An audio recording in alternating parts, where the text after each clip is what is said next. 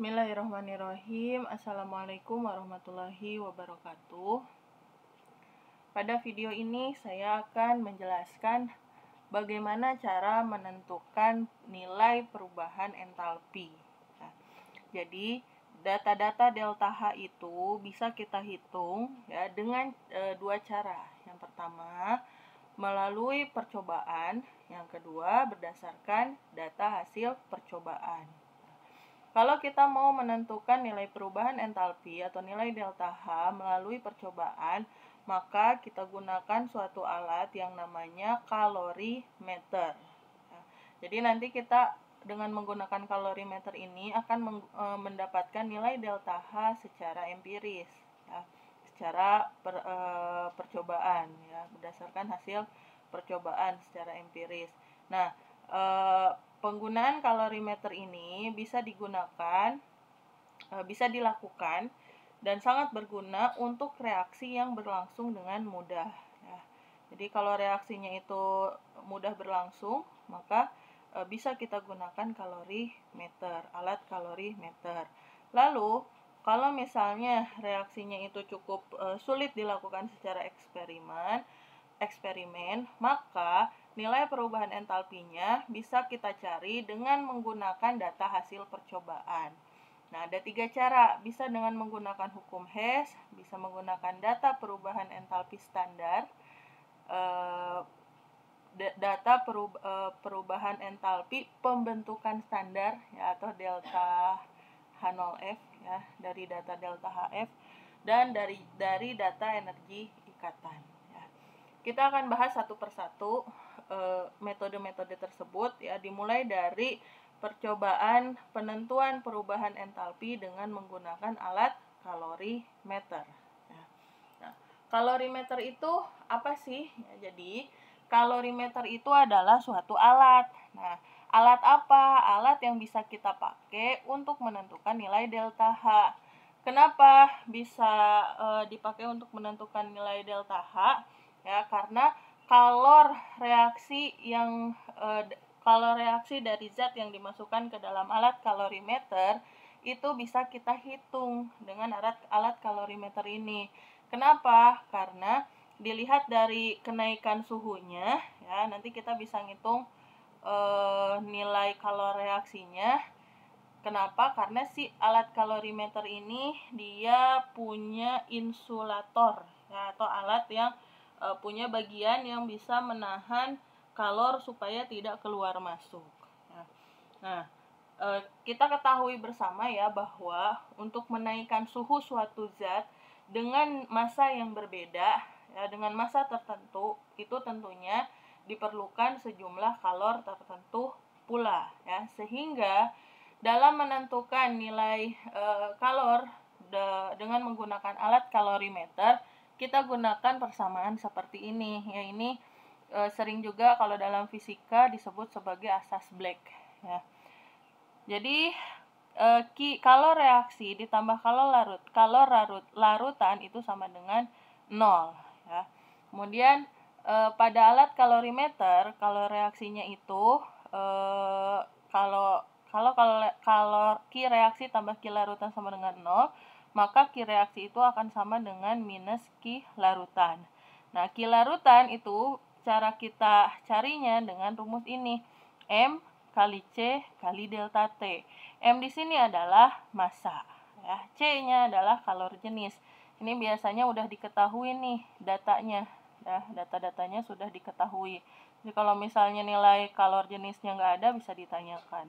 Kemudian delta T itu adalah kenaikan suhu. Nah, nilai kenaikan suhu itu bisa dalam satuan Kelvin ataupun satuan derajat Celcius, ya, sama aja karena yang kita cari itu delta T-nya, perubahan kenaikan suhunya, ya, bukan nilai suhunya tapi kenaikannya, ya.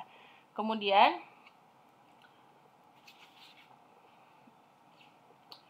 kita juga mengenal ada yang dinamakan sebagai kapasitas kalor, ya. Jadi kalau kapasitas kalor itu biasanya digunakan terutama untuk zat yang mempunyai massa yang tetap, ya, atau untuk sistem yang tersusun dari berbagai jenis komponen, ya, seperti pakai penggunaan kalorimeter BOM ya. Nah, nilai kapasitas kalor itu ya. Nah, ini nilai kapasitas kalor, kalau kalor jenis itu kita lambangkan dengan C kecil. Nah, kalau kapasitas kalor bisa dicari dengan cara mengalihkan massa dengan kalor jenisnya. Jadi kapasitas kalor itu, nah ini C besar itu sama dengan massa dikali kalor jenis ya, C kecil.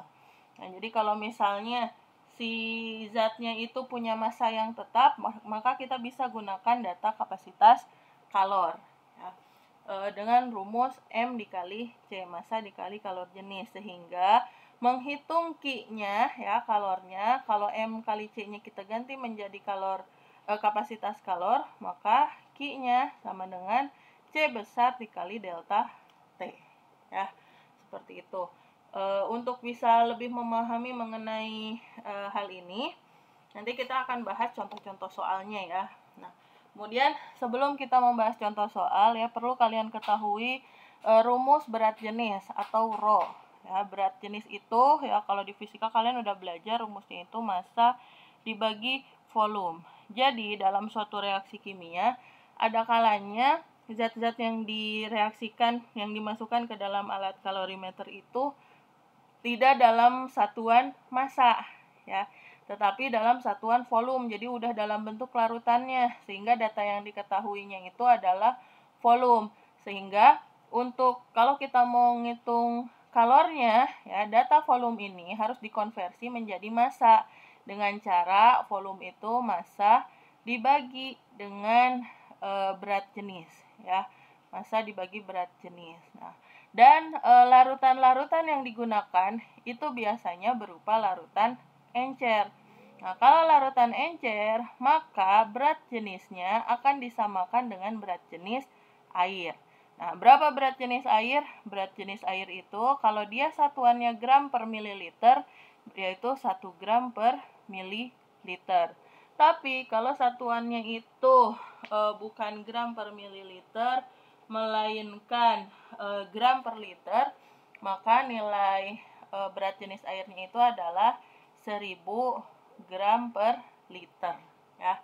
Ini data ini kalian harus ingat-ingat ya, karena kalau misalnya dalam bentuk larutan yang diketahui volume, kalau yang diketahui volume, maka kalian harus mengkonversi si volume ini menjadi massa. Cara mengubah volume menjadi massa, maaf ini saya salah ini ya. Kalau ini kan cara mencari volume dari massa. Nah, kalau kita mau mencari mengkonversi volume menjadi massa ya, massa itu sama dengan berat jenis dikali volume ya. Gunakan persamaan ini. Ini dari mana? Dari rumus berat jenis sama dengan massa dibagi volume. Sehingga kalau kalian mau mencari massa, tinggal dikalikan si volumenya itu dengan berat jenis ya. Oke, baik, demikian penjelasan saya tentang kalorimeter. Oh ya, kalau misalnya kalian mau mencari, jadi di sini kan kita ketahui bersama ya bahwa kalor itu sama dengan delta H. Jadi entalpi itu sama dengan kalor ya, kalor reaksi itu sama dengan entalpinya. Nah, tapi ada kalanya nilai entalpi ini yang ditanyakan itu adalah nilai entalpi per mol.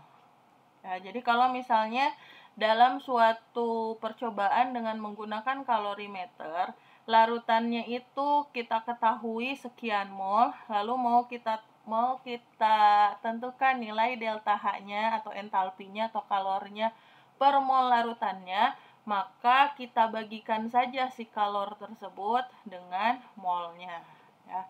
Jadi nanti kalian bisa mencari Q atau mencari delta H itu, kalian bagi kalor dengan molnya. Kalau si data kalornya itu dicarinya per mol ya. Nah, untuk mencari mol, rumusnya gimana? Ya, macam-macam ya mencari mol itu. Bisa menggunakan rumus massa per mR ya.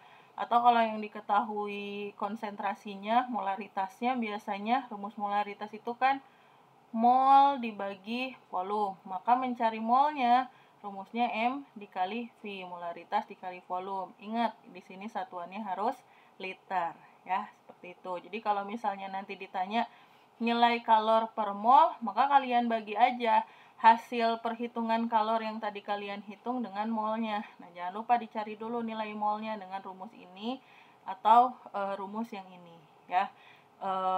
Kalau kalian pelajari konsep mol kan ada beberapa rumus ya, rumus-rumus yang lainnya seperti JP